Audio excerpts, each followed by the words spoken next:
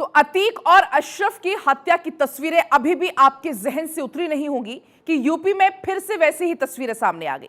मुख्तार अंसारी के करीबी और भरोसेमंद शूटर संजीव जीवा की लखनऊ में केसरबाग कोर्ट कैंपस में वकील की वेश में आए आरोपियों ने गोली मारकर हत्या कर दी। जीवा बीजेपी नेता कृष्णानंद राय और ब्रह्मदत्त की हत्या में आरोपी था और मुख्तार गैंग को हथियार सप्लाई करता था। तो जीवा की पत्नी रालोद की प्रदेश महासचिव है। रिपोर्ट आप देखिए। वकील की ड्रेस में हमलावर, सनसनीखेज मर्डर। गोलीकांड से लखनऊ थर्राया, माफिया का सफाया। तारीख बदल गई, जगह बदल गई, लेकिन वारदात वैसी ही है। ये दो तस्वीरें देखिए। पहली है 15 अप्रैल 2023 की, जब प्रयागराज में अतीक और अशरफ की हत्या पुलिस और मीडिया के सामने 3 हमलावरों ने की थी। वो हमलावर पत्रकार बनकर आए थे।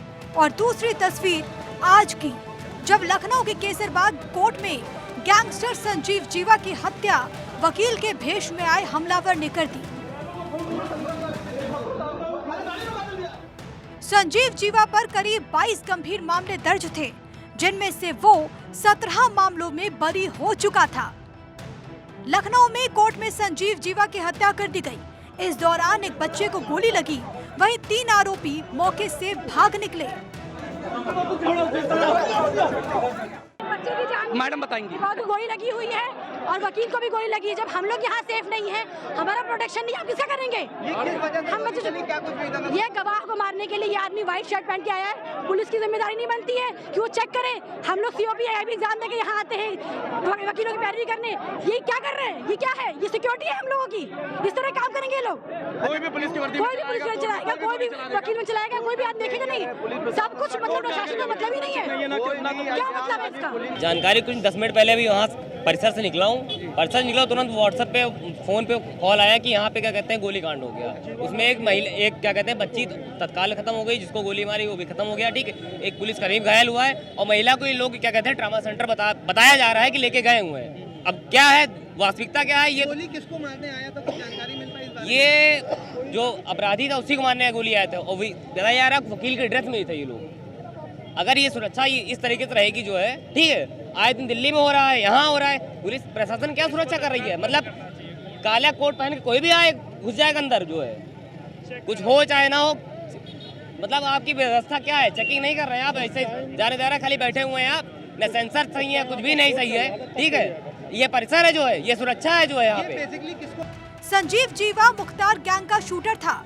वो मुख्तार अंसारी का भरोसेमंद भी था। मुख्तार से उसकी मुलाकात मुन्ना बजरंगी ने कराई थी। यूपी में कृष्णानंद राय पर AK-47 से फायरिंग करने वाला एक शख्स मुन्ना बजरंगी था, तो दूसरा किरदार था संजीव जीवा। दरअसल मुख्तार गैंग को हाईटेक हथियारों की खेप संजीव जीवा ही मुहैया कराता था। यूपी की सियासत में 90 के दशक में एक नेता तेजी से उभरा। 3 साल में ही देश के बड़े बड़े नेता उसके करीबी हो गए। कहा जाता है कि मुलायम सिंह जैसे दिग्गज ने भी उसके चक्कर में अपनी सीट बदली। उसे अगला मुख्यमंत्री माना जा रहा था, मगर तभी एक रात उसकी हत्या हो गई। उस नेता का नाम था ब्रह्मदत्त द्विवेदी। उन ब्रह्मदत्त द्विवेदी की हत्या में संजीव जीवा का नाम सामने आया। यूपी का कुख्यात अपराधी।